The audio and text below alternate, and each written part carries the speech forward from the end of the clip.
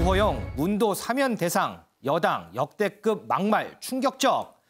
자, 주호영 국민의힘 원내대표가 어제 문재인 대통령을 지칭해서 사면 대상이 될 수도 있다, 이런 발언을 해서 논란입니다. 어떤 발언인지 먼저 듣고 오겠습니다.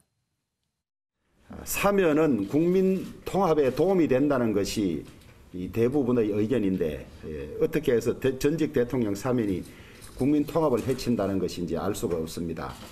현직 대통령은 시간이 지나면 전직 대통령이 됩니다. 전직 대통령이 되면 본인들이 사면의 대상이 될지도 모르는 그런 상황이 있을 수 있습니다. 늘 역지사지하는 자세를 가질 것을 기대합니다. 이동석 기자, 주호영 원내대표 이 발언은 어떤 맥락에서 나온 거예요? 네, 주 원내대표의 사면 발언, 어제 오전에 나온 내용인데요. 일단 야권 지지 세력을 의식해서 문 대통령을 비판하며 새 결집에 나섰다는 평가가 현재 나오고 있습니다.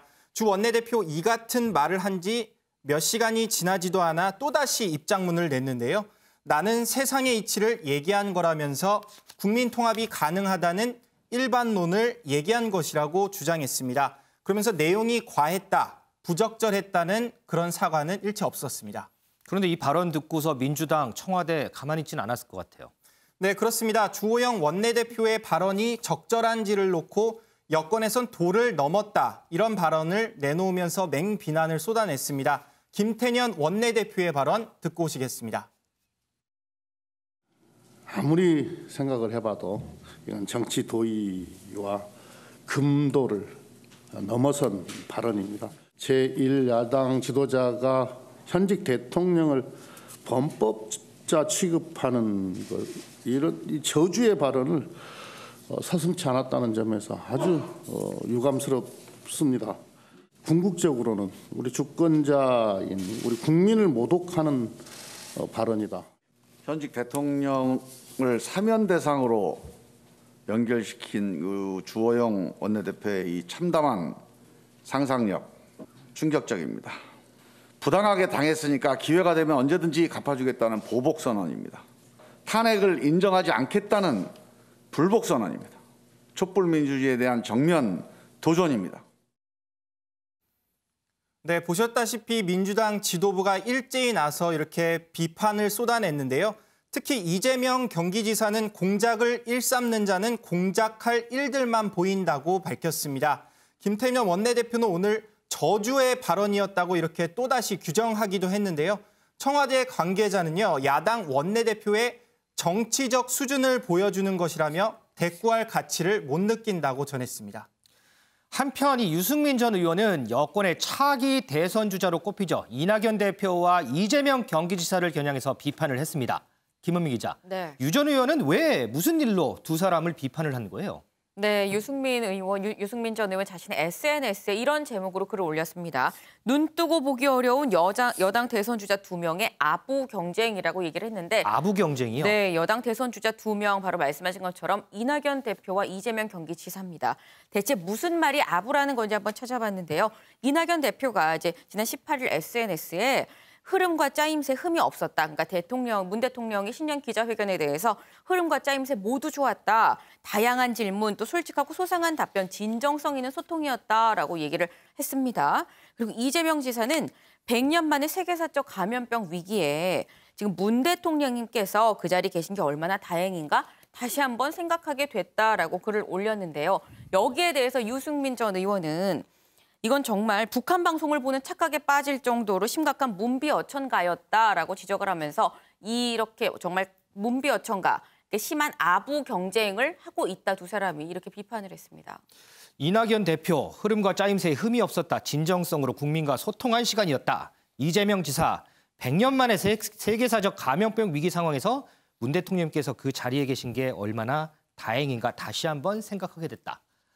윤 대표님, 예. 아부성 발언인가요? 뭐 아부죠. 그래요? 예, 틀림없는 아부죠. 예, 그만큼 왜 저런 얘기를 하겠어요? 그만큼 민주당, 더불어민주당 내에 그 친문파 그 세력이 아직도 막강하다고 봐야죠. 뭐 대통령 지지율은 좀 하락해서 30%대 후반입니다만은 아직도 그 친문파의 벽을 넘어서는 대선 후보가 될 수 없다. 네. 그러니까 대통령과 민주당의 그 친문파를 향한 어떻게 보면은 호소다. 뭐 이렇게 볼 수 있겠고요. 다만 이제 이재명 지사가 좀 농도가 진하죠. 농도가 진해요. 100년 만에 한 번 있는 그 코로나 위기에서 대통령이 지금 계신 게 얼마나 다행인지 모른다. 네. 저는 그 생각이 나던데요. 과거에 클린턴 대통령 참모 중에 딕 모리스라는 사람이 있었어요. 네. 그 사람이 얼마나 아부를 했냐면은 대통령은 그 세계 미국에서 대통령 중에 위대한 사람 중에 5번째입니다.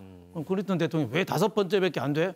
다른 4명은요 전쟁을 했습니다. 링컨이나 뭐 그 다른 사람들은 네. 뭐 전쟁을 했는데 전쟁을 안 한 중에서는 클린턴 당신이 가장 위대합니다. 그러니까 5번째로 위대하다지만 가장 위대하다고 한 거죠. 그러니까 모든 리더들은 아부를 좋아합니다.